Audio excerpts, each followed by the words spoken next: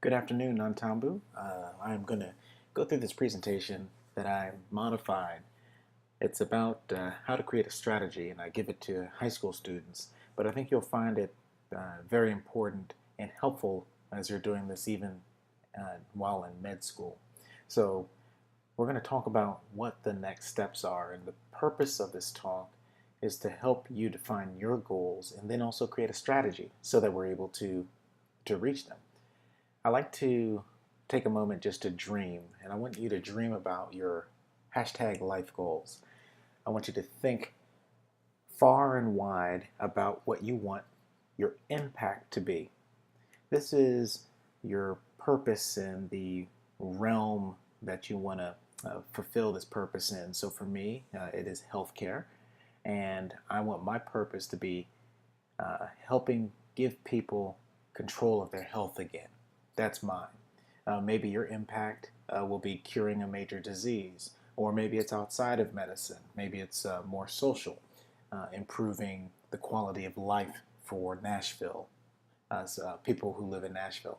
So whatever it is, I just want you to dream about that for a second. So even pause this video if you need to, close your eyes and just dream about the impact you want to make, the purpose and the niche that you want to fulfill that purpose in. Then, after you open your eyes, it's also good to dream about your lifestyle. What are some of the things you want to enjoy as you're fulfilling your dreams? Well, these are some of the things that I think about constantly. I love traveling to Italy. You may actually know that I speak Italian at home with my family. I love living deep in the city on a roof, having a rooftop deck for family friends. I have learned how to sail in the past and really enjoy that. That's how I want to spend my life. Why is it so important to know your impact in your lifestyle? Well, especially for your lifestyle, that's going to tell you how expensive things are going to be. And we need to have tangible numbers. But by starting with the end in mind, starting with your goals in mind, will allow you to do the next step, and that's creating the strategy to get to those steps, one step at a time. So, we're going to link these goals together with achievable tasks.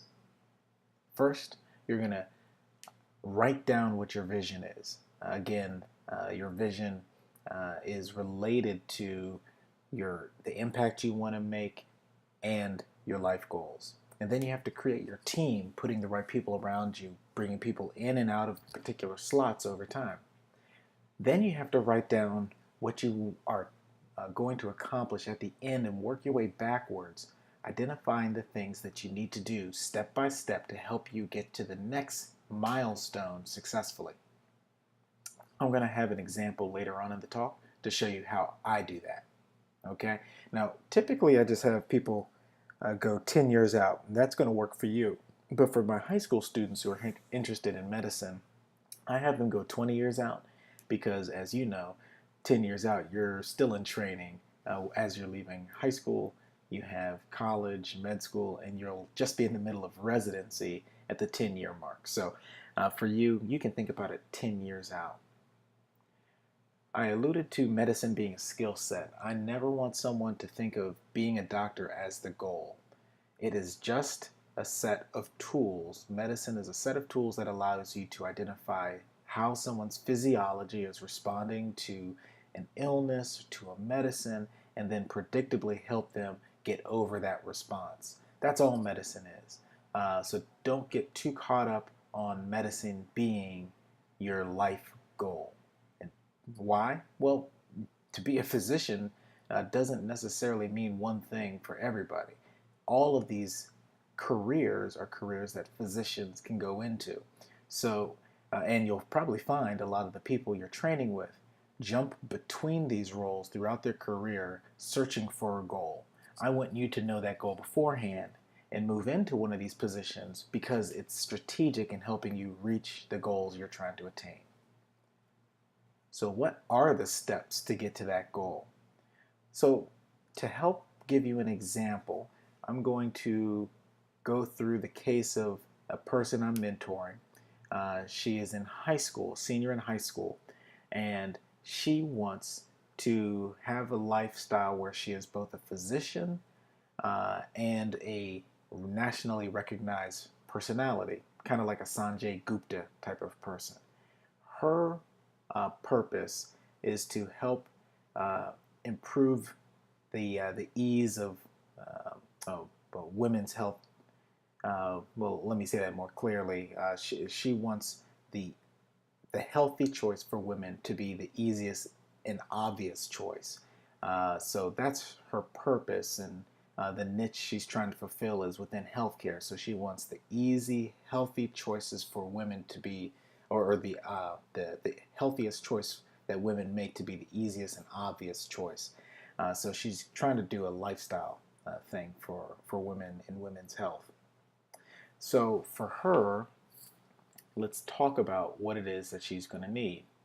Well, if she writes out her scaffold, she is able to identify what it is lifestyle wise that she wants. And when we went through the numbers, it turns out she's going to need about $350,000 a year plus no active loans in order to afford the lifestyle that she's interested in. So at the 20-year mark, that's where she wants to be. She wants to be a leader in the community and making that type of money. This is one of the things that we thought would help give a tangible way to view that. So she wants to be a leader of a national committee within a women's health field. Maybe it's family medicine, maybe it's OBGYN.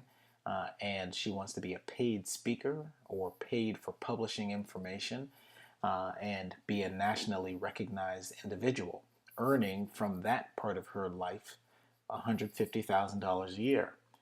And as a physician practicing, she hopes to earn about $200,000 a year. That gets her to her required amount, $350,000, to afford the lifestyle that she's interested in and to have the impact that she's trying to create.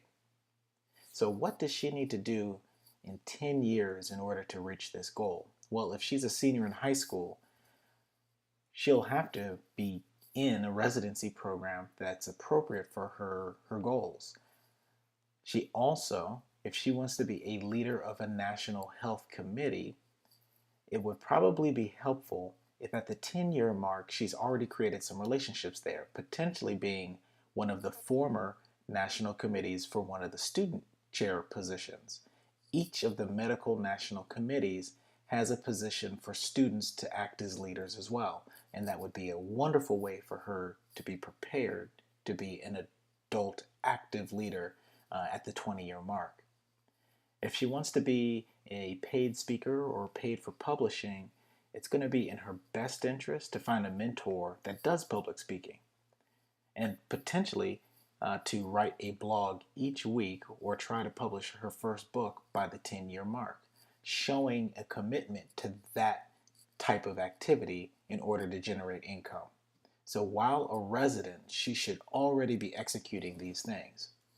What does she have to do before that in order to be on the right path to achieve those goals? Well, at the 3-year mark, this would be while she's a junior in college, she should probably be showing some active interest in medicine, potentially attending one of these national health committee meetings per year. Not necessarily as a leader, she's only going to be in college at that time, but just going, showing that initiative. She should, at her undergraduate school, be working under one expert in her field of interest. So she should find a mentor in women's health to ensure that she does actually enjoy the field of work. I think it's important for her to read one book per year uh, uh, dealing with her field of interest. That will also expose her to some of the writing styles that may be successful for her. And just to put a little practice out there, I think by the time she's a junior in college, it'd be helpful if she contributed one article to an aggregate site every 6 months. Aggregate sites are sites that pull um, uh, a blog post and then allow larger news networks to post them. So, for example, she could be uploading a blog post to Reddit and allowing people access to republish that. She should be writing one of those every 6 months. Completely doable, but an activity she has to be able to prove to herself she's going to do if, in fact, in 20 years, she's going to be a paid national speaker and published author. So, what should she do in the next year? Well, as a freshman in college, she should be going to a school that has faculty experts in her field of interest. She shouldn't just go to a school because her friends are going there. She should go there because if she has an interest in women's health, there is a strong women's health program. If she wants to be a physician, they have a strong pre-med program. It makes sense. And to continue to show that she has an interest in this field, she should read one book a year. 3 years down the road, reading one book every 6 months, but at least starting off with easy to digest steps. Now, she's still a senior in high school. What should she do in the next 90 days? Well, I think it'd be helpful for her to list the colleges that she's looking at attending and rating them based on their access to faculty experts. She should schedule college tours, but not just walking around the school. She should, while she's there, send an email to the faculty expert and ask if she can meet with them so that she can develop a rapport that's only going to help her admittance into these schools anyway. I think it'd be helpful while in high school in Nashville to shadow a local expert, just like you're doing by asking to shadow the people at Elite Orthopedics. And even though she doesn't have to finish a book, she should at least start reading one book in her field of interest to truly prove that she has an interest in this topic. Now, over the next week, what should she do to help make these 90-day goals actually attainable? Well, in my opinion, one of the things that she could do is create a schedule. In the next week, write a schedule that breaks out your schoolwork, your sports, your personal tasks, so that you can have scheduled time set aside to investigate which book you're going to read over the next year, to investigate who the local experts are in your community, to investigate which colleges have faculty experts, and then to reach out to those people. You have to create a schedule so you can create those habits. As she's doing that over the next week, I think it'd be important to list out 5 possible experts in her community, different physicians that she may want to shadow, different national or regional speakers or published authors who she could shadow and work under to learn what it actually means to be in the public eye. And she should probably look up 5 books. She doesn't have to buy the book. She doesn't have to have read the book, but to look through a list of books that may be worth her time reading or starting to read within the next 90 days. So you can see that each week, as long as you stay on top of your schedule, these are easily digestible parts, but they add up, and they will add up as long as it continues to be what she wants to, it continues to be the life that she's looking for. It will add up to this end result. What if she doesn't like these things? Well, then within the 90 days, she realizes it's not for her and she changes her mind. So she's not wasting 4 years in college pursuing something she truly doesn't like. She is able to be more deliberate and more strategic in her decision making. And I think that's what is going to be helpful for you. So I want you to write out your 10-year, 3-year, 1-year, 90-day, and weekly scorecards based off of a lifestyle and impact that you want to make. As you write those down, don't worry about it being messy. It can take just 1 page. You can see how this takes 1 page to fill out. And then we're going to go over it when we next meet. So in summary, I want you to dream about your life goals, your impact, and the lifestyle, using that information to calculate how much it's going to cost and some of the things you may have to develop.